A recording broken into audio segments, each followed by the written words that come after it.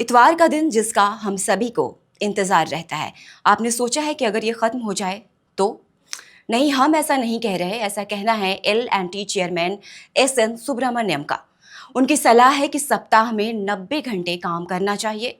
सुब्रमण्यम ने कर्मचारियों से सप्ताह के 7 दिन काम नहीं करा पाने पर अफसोस जताया और मजाक में ये भी कह डाला कि बिना काम किए आप अपनी पत्नी के साथ कितनी देर समय बिता सकते हैं।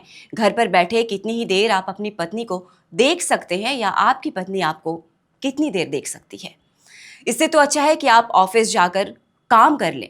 फिर क्या था, सोशल मीडिया पर उनका ये बयान वायरल हो गया और जमकर आलोचनाएं होने लगी।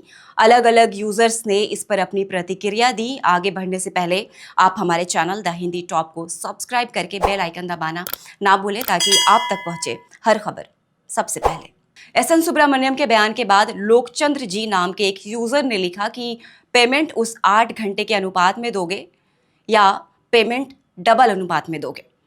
वहीं अश्विनी नाम के एक यूजर ने लिखा कि देश का युवा अपने परिवार के लिए 90 नहीं 100 घंटे काम करने को तैयार है, पर उस हिसाब से कंपनी पैसे भी तो दे।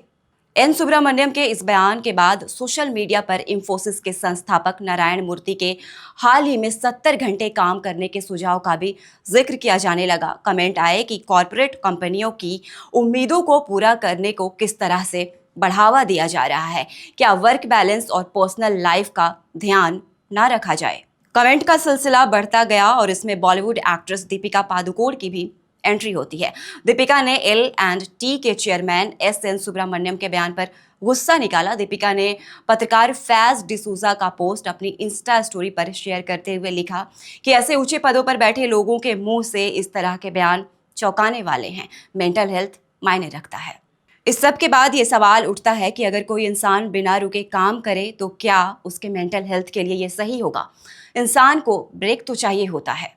जैसा कि आपको पहले बताया कि इंफोसिस के सह संस्थापक नारायण मूर्ति भी कुछ महीने पहले ऐसा ही एक कमेंट दे चुके हैं। नारायण मूर्ति इस बात पर निराशा जता चुके हैं कि 1986 में जो बदलाव हुआ वो सही नहीं है। 1986 से पहले तक 6 दिनों तक काम करने के बाद एक छुट्टी दी जाती थी, लेकिन 1986 में इसे बदल दिया गया और हफ्ते में 5 दिन काम और 2 दिन छुट्टी की शुरुआत की गई। नारायण मूर्ति ने PM मोदी का जिक्र करते हुए कहा था कि PM मोदी 100 घंटे काम करते हैं, हम सबको उनसे प्रेरणा लेने की जरूरत है। स्विगी के CEO रोहित कपूर का बयान भी कुछ ऐसा था जिसका जिक्र करना जरूरी है। ऐसा इसलिए क्योंकि ऑफिस में लेट तक रुकने वालों से बॉस को शिकायत रहती है, जो इससे काफी मिलता जुलता है।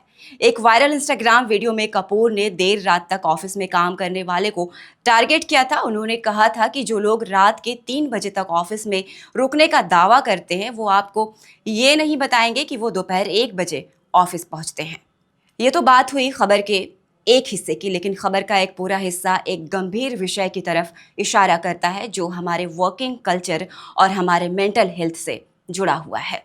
2022 में बेंगलुरु की एक कंपनी बायजूस के कर्मचारियों ने कंपनी पर आरोप लगाया था कि 2015 में कंपनी लॉन्च हुई और जल्द ही अरबों डॉलर की दिग्गज कंपनी बन गई, लेकिन कंपनी में वर्किंग एनवायरनमेंट ठीक नहीं था।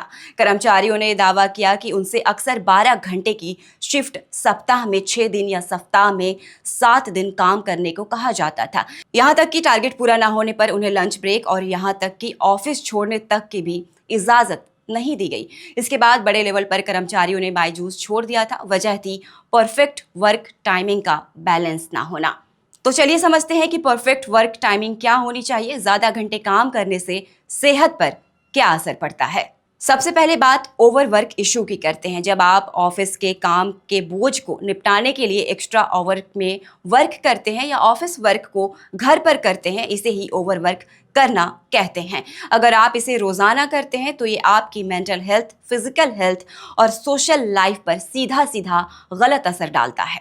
भारत दुनिया के सबसे लंबे वर्किंग आवर्स वाले देशों में से एक है, जहां कर्मचारी औसत से अधिक घंटे काम करता है।